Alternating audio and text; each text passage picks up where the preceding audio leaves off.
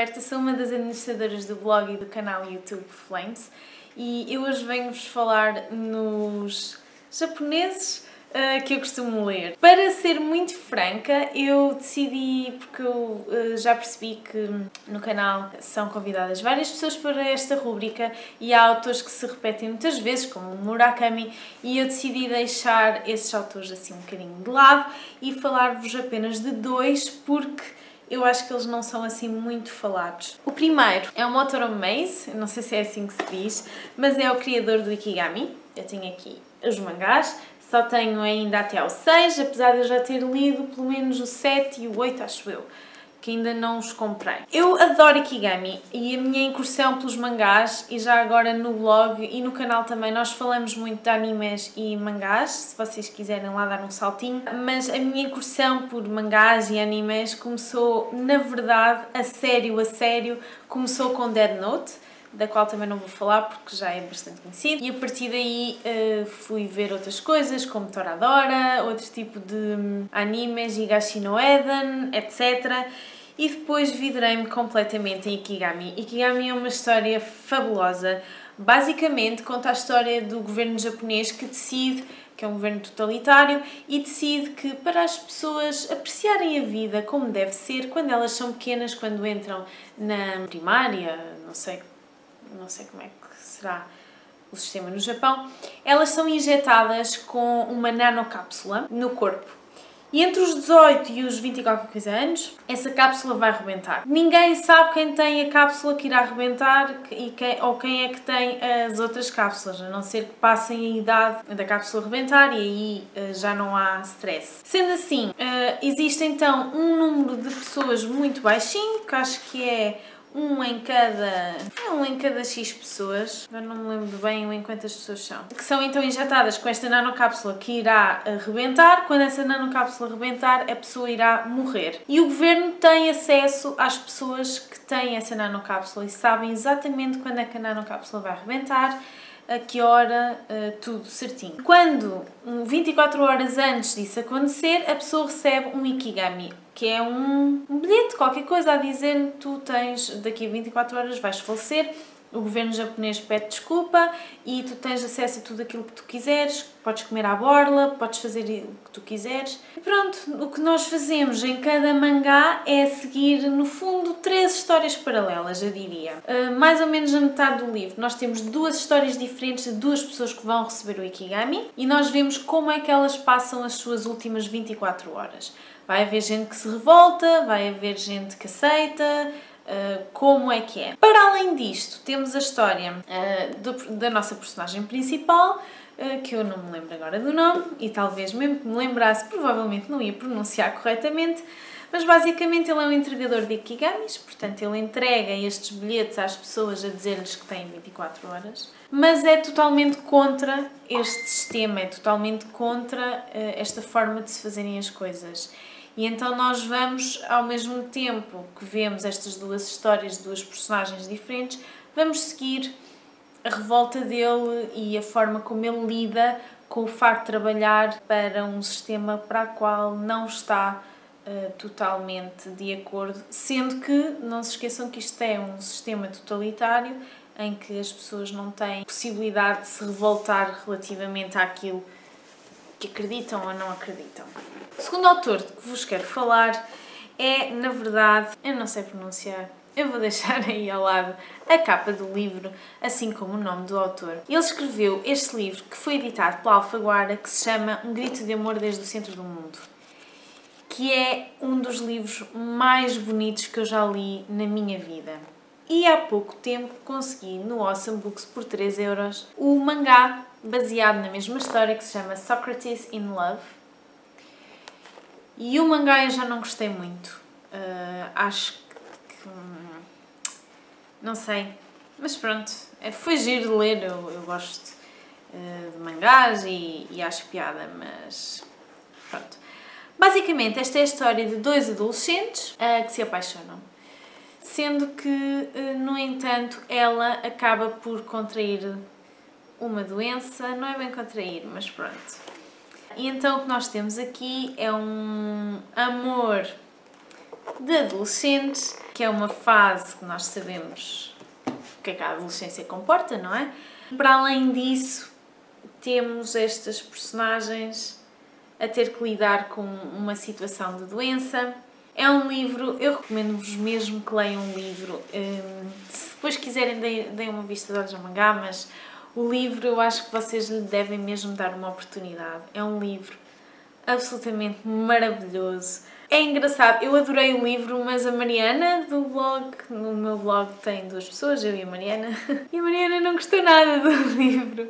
Mas pronto, a literatura e também é interessante por causa disso. Não sei se vocês já leram alguns destes livros, se leram, deixem aí no comentário, eu ia gostar muito de saber a vossa opinião. Eu decidi trazer-vos estes 2 autores porque acho que eles não são tão conhecidos como deveriam ser, eu acho.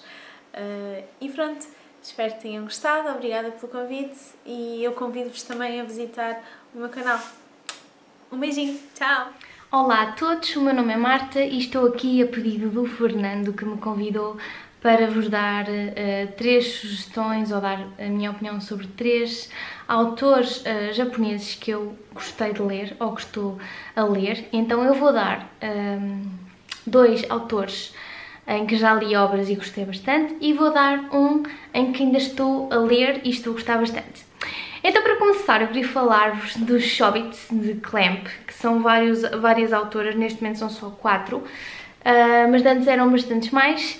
E uma das obras que eu li dessas autoras é os Chobits, que já li há muitos anos atrás, mas adorei. E ainda hoje, quando me pedem opiniões sobre mangás ou alguma sugestão que eu possa dar, eu lembro-me sempre desses mangás, porque foi uma história que me ficou e eu gostei imenso de ler. Portanto, nós aqui seguimos um universo um bocadinho mais futurístico. Portanto, aqui já existem robôs, humanoides robôs, que fazem companhia aos humanos, portanto é uma coisa bastante comum, e nós acabamos por seguir um rapaz que acaba por encontrar uma rapariga no lixo, que é uma humanoide, e que é assim um bocadinho criança, tem assim umas atitudes muito acriançadas, muito tolas, e ele acaba por resgatá-la, levá-la para casa. Só que depois ele começa a entender que ela não é assim um robô tão simples quanto parece, tem um passado um bocadinho mais interessante, tem umas características mais interessantes que depois vocês vão perceber quando lerem.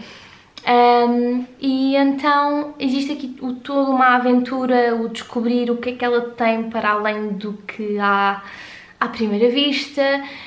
Eu gostei muito do universo, da maneira como está construído, da parte dos robôs. Gostei muito da maneira como se foi desenvolvendo a parte de descobrir os segredos dela. E portanto é um dos que eu aconselho porque para mim está muito bom. Das mesmas autoras também li Clover, que não é bem o mesmo estilo, mas também é assim meio futurístico. E portanto esta é a minha primeira sugestão. A minha segunda sugestão é um muito conhecido, provavelmente vocês já viram falar, ou já quiseram ler, ou já viram em algum lado, que é o Death Note de, vamos lá ver se eu digo o nome como deve ser, que é Tsugumi Hoba. Se eu disser mal, perdoem-me, ok?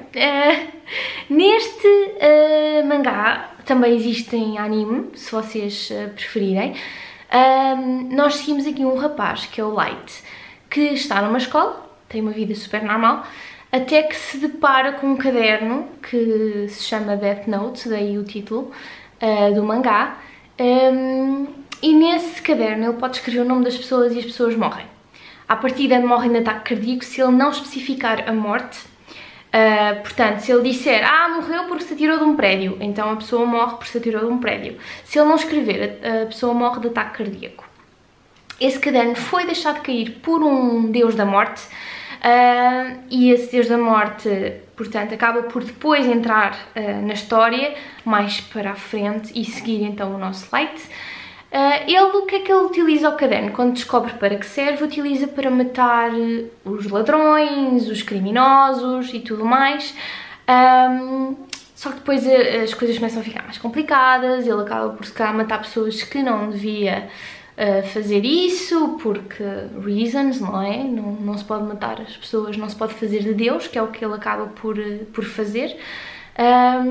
Até que a polícia decide contratar um rapaz bastante inteligente para tentar descobrir quem é a pessoa que anda a matar todos os criminosos. E depois a série, portanto o mangá, acaba por se focar como com uma luta entre os dois para ver quem é que descobre, portanto o que vai tentar descobrir. O Light está na polícia, acaba por fazer quase um jogo mental entre um e o outro, para tentar, portanto, um para escapar e o outro para descobrir. Eu adorei, acho que é tanto a mangá como o anime estão espetaculares, e por isso eu não posso deixar de aconselhar este. É mesmo brutal, é um dos meus animes e um dos meus mangás favoritos e adoro e aconselho a toda a gente para ver se gostarem deste tipo de história. E o terceiro mangá que eu vos queria falar é o The Promised Neverland, de Kaio Shirai, que estou muito entusiasmada. Eu comecei a ler há relativamente pouco tempo e já me conquistou. E também queria começar a ver o anime também. E então o que é que isto fala? Nós aqui seguimos 3 crianças bastante inteligentes que vivem no orfanato. Nesse orfanato eles têm todas as comodidades, têm comida, têm brincadeira, têm a mãe que toma conta deles, chamam-lhe mãe, que é a senhora que toma conta de todas aquelas crianças. Depois têm uns testes onde têm a pontuação, e estes os 3, que é quem nós seguimos, os personagens principais, têm sempre pontuação máxima.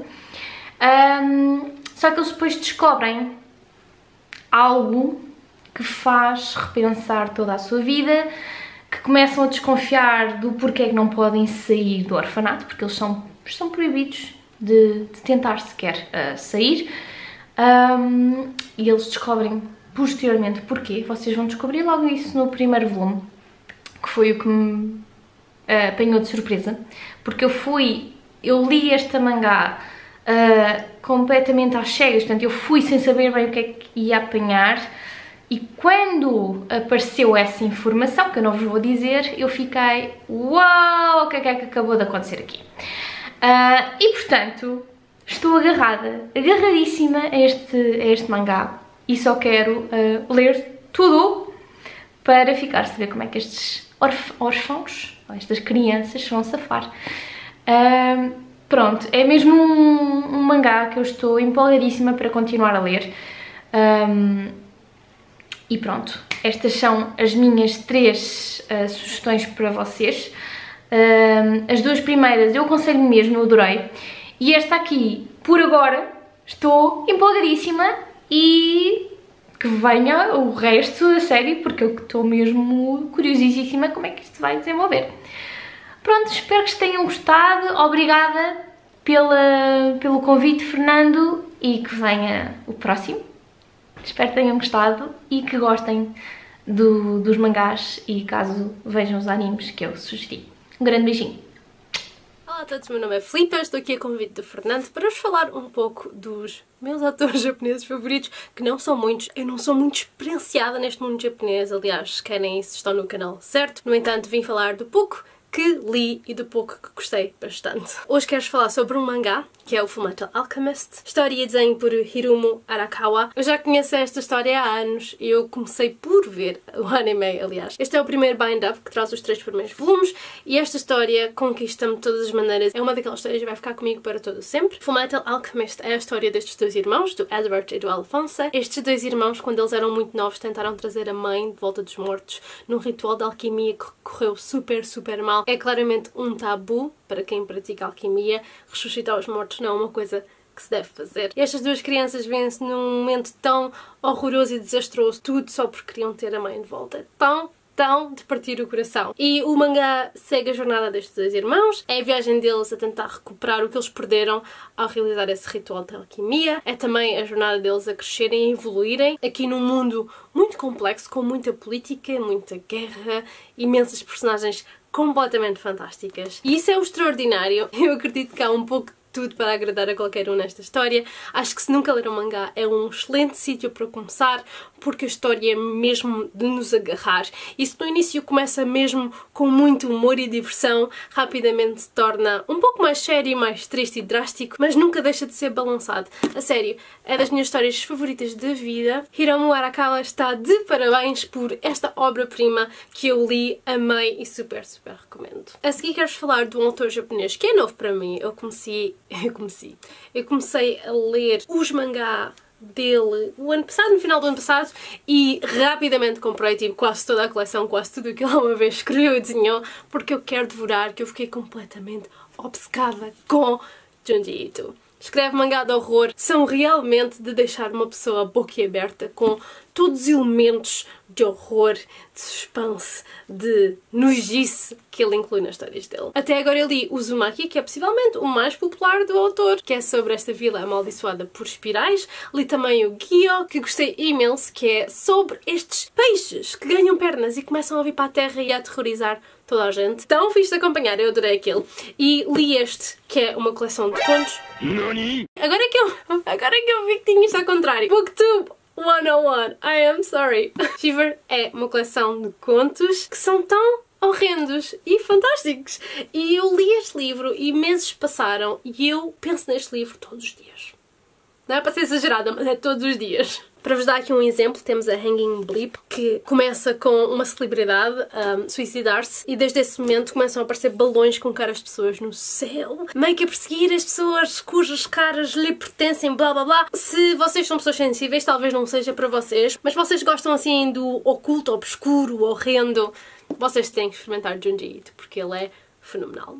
Essa foi a minha modesta recomendação de 2 autores japoneses que eu li ou estou a ler e que adoro completamente. Obrigada mais uma vez ao Fernando por me convidar para vir aqui e boas leituras!